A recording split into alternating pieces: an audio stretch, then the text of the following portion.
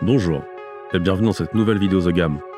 Aujourd'hui nous allons voir ensemble les Deep Shades de chez AK Interactive.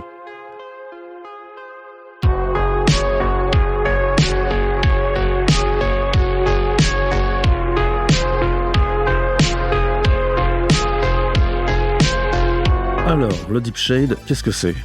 Eh bien, c'est une nouvelle gamme multi-usage qu'on peut utiliser à la fois comme une peinture express, type contraste ou express de chez Vallejo, ou alors comme de la wash, donc comme du shade chez Citadel.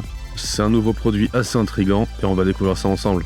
Donc voilà, alors je vous arrête tout de suite, ce n'est pas un petit sirop pour une petite toux, même si la bouteille y ressemble fortement. Donc on est sur un format de bouteille plutôt basique, avec un gros bouchon vissable et une étiquette avec un design plutôt sympa.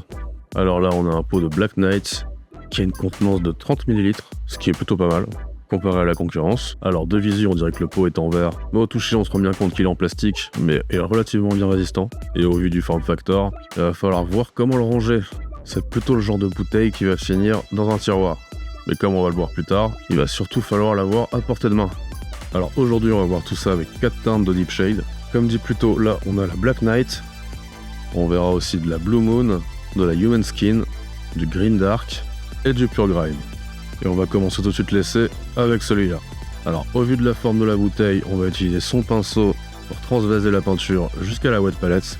Question d'éviter tout amas de peinture séchée sur le pourtour du goulot. Et on va directement attaquer sur une miniature sous-couchée en blanc. On va commencer notre petit test sur le pad d'armure droit en l'utilisant un peu comme une contraste. Donc on peut voir très vite que la peinture teinte plutôt bien, et qu'en sortie de pot, la peinture reste plus ou moins en place et elle ne va pas s'écrouler un peu partout sur le modèle. Donc là on y va un peu comme un bourrin, c'est vraiment pour le test. Et on va de suite enchaîner avec la partie wash. Donc gros avantage de cette peinture, contrairement à d'autres peintures de la même utilité, c'est que celle-ci est diluable à l'eau et répond très bien. Franchement, très peu de danger de la diluer avec de l'eau. Donc là on va la diluer à peu près avec 20% d'eau pour 80% de peinture. Donc question d'ajouter vraiment de la transparence. Et regardons comment ça réagit directement sur le modèle. Alors effectivement c'est beaucoup plus transparent, ça a un flow beaucoup plus fluide, donc on voit que le pouvoir courant est relativement amoindri, mais permet vraiment de faire des ombrages et vient s'immiscer vraiment dans les recoins en petit amas. Donc là on a vraiment l'impression de passer sur de la wash. C'est assez impressionnant et vraiment plutôt facile à utiliser. Donc là on peut voir que ça a vraiment fait un voile fin de teinte et que ça a vraiment capillarisé dans tous les petits recoins, un petit peu comme un panel line. Alors pour le coup vraiment convaincant. Donc maintenant on va directement aller servir dans le pot et on va y aller franco. On va essayer de faire une plus grosse surface, de bourriner pas mal, essayer de pas mal insister sur certaines zones comme les plaques d'armure. Vraiment question de voir le résultat une fois séché. Donc voilà avant séchage, donc je rappelle épaule droite en mode contraste, épaule gauche en mode wash. Et puis partie centrale, un entre-deux, avec des parties bourrinées en mode contraste et des parties un peu plus en mode wash, pour autant sans dilution. Et voilà, résultat séché. Alors ce qui est assez impressionnant comparé à d'autres contrastes et d'autres wash, c'est qu'en fait la surface est directement mate, on n'a aucune brillance. Au niveau visuel, c'est vraiment très mat, très lisse. Alors, le côté wash est vraiment convaincant, s'il y a vraiment un côté salissure, d'usure, vraiment très cool. Niveau contraste, ça peut être pas mal. Donc peut-être avec un petit peu plus de travail de pinceau, ça peut vraiment être sympa. Sur la partie bourrine, ça peut donner une très bonne base. Donc après avec un retravail par-dessus, mais ça fait de bons ombrages. En tout cas, cette peinture est relativement prometteuse. Donc du coup, on va directement voir les résultats avec les autres couleurs, sur lesquelles j'ai procédé exactement de la même manière. Donc voilà, le Green Dark avant séchage, et là après séchage. C'est vraiment une excellente base sur les parties d'armure, c'est vraiment sympa. Alors même process sur le Black Knight, donc avant séchage, déjà une très bonne teinte, et après séchage, on peut voir qu'en contraste, c'est plutôt sympa. Ça peut être une base plutôt sympa pour des armures un peu sombres, avec un petit brossage à sec par-dessus, ça peut vraiment être sympa. En wash, alors moi je suis très étonné en wash, c'est un résultat beaucoup plus fin que du Null 9 par exemple. En termes de wash, je trouve que le Black Knight est très prometteur. Et puis sur la partie centrale, là, comme dit, oui, effectivement, ça peut être une très bonne base pour des armures un peu de type sombre, ou alors peut-être d'autres applications comme pantalon en cuir noir ou autre. Ça, j'en ai un peu trop mis sur la partie centrale de la ceinture, mais sinon dans l'ensemble, plutôt pas mal.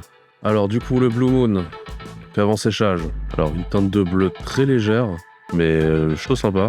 Pareil en wash, on voit bien la répartition de la peinture. Donc une fois séché, le bleu ressort beaucoup plus. C'est même plutôt sympa, il y a un petit côté blue jean très appréciable, donc qui peut être très utile pour pas mal d'effets. Partie centrale, pareil.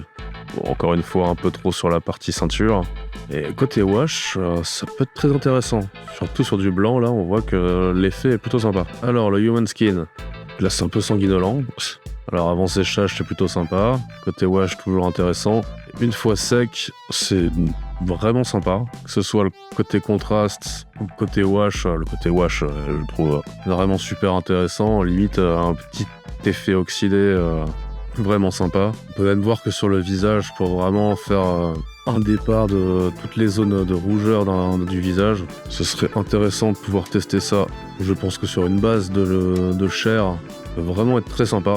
Ah oui, comme dit, du côté wash, toujours impressionnant. Donc du coup, on va essayer sur une figurine avec une base de primer noir et un peu d'éclairage. Donc avec un petit pré-shading, c'est un peu à la va-vite avant le tournage. Et puis là, on va barioler, on va essayer un peu de tout. On va voir comment ça réagit. Donc voilà avant séchage. Bon, j'y suis pas allé de main morte, c'est vraiment pour laisser. Et une fois séché, ma foi, le résultat du dark green, extrêmement satisfaisant pour ma part. Ça fait vraiment une super base de couleur d'armure, franchement super sympa. Bon, la peau, il va falloir revoir ça au niveau technique. Mais même le pantalon et surtout, je trouve que les petites poches ont déjà une super méga base de cuir. Donc là, personnellement, je valide à la fois l'usage en tant que wash et l'usage en tant que peinture express type contraste. C'est vraiment super sympa. Donc voilà, c'était les Deep Shade. Alors, personnellement, moi, ça va directement sur mon établi. J'ai vraiment été convaincu de ce produit. Alors, bien sûr, ils sont dispo sur le site dans une bonne variété de couleurs. Et notamment le médium, qu'on verra peut-être pour une autre vidéo, permet de faire quelques trucs vachement intéressants. Alors n'hésitez pas à me dire en commentaire si vous avez apprécié la vidéo, ou si vous voulez me reprendre si jamais j'ai dit des bêtises. En tout cas, j'espère qu'elle vous aura plu, et je vous dis à la prochaine pour d'autres aventures.